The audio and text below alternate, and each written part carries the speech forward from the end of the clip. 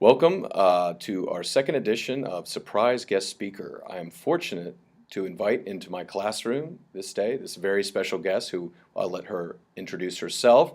She will be speaking about truth, especially truth not simply from an empirical or scientific standpoint, but truth from the standpoint of literature. In other words, is there truth, real truth, truthy truth, in ways that are beyond sort of empirical and scientific facts? And how would she describe that kind of truth?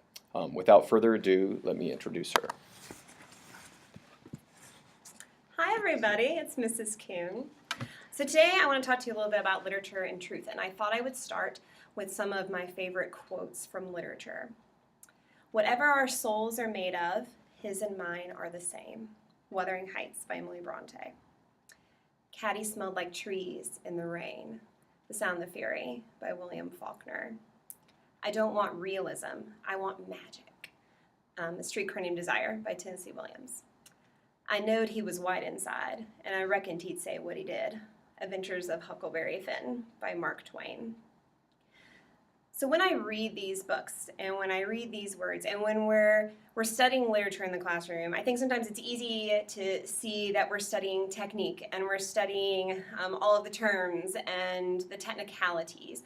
But what we're really looking for is the truth of the human person. And while I think it is amazing to understand chemistry and biology of the human body, and while I think it is remarkable that people can use mathematics and physics to build all sorts of things, from architecture to prosthetic limbs and how that makes us human too, what we're looking at in literature is something that transcends the physical.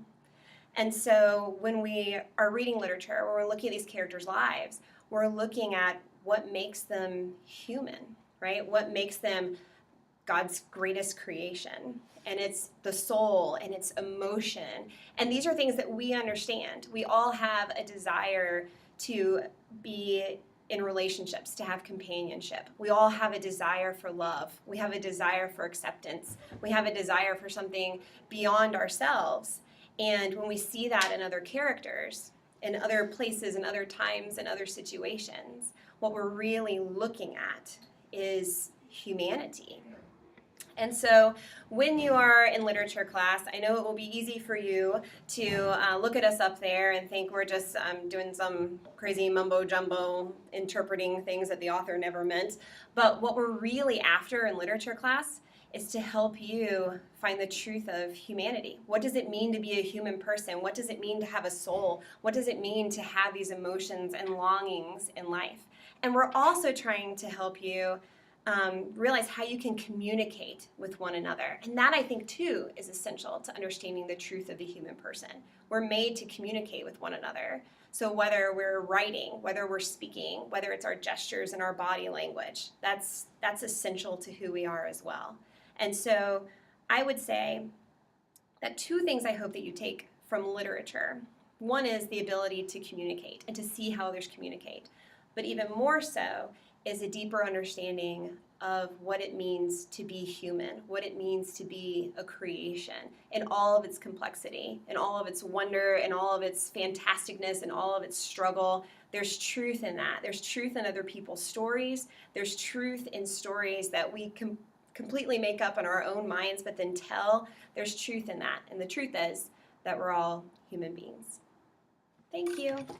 And it disappeared. It's okay. I want to thank Mrs. Kuhn for a fabulous, fabulous, inspiring, shall we say, explanation of the truth and how the different ways in which we can find it. They're not at odds. They're not in opposition to one another. In fact, the beauty of, say, the human body and studying anatomy and that sort of thing, along with the meaning, the purpose behind that humanity, are meant to complement one another. And once again, thank you, Mrs. Kuhn. Thank you.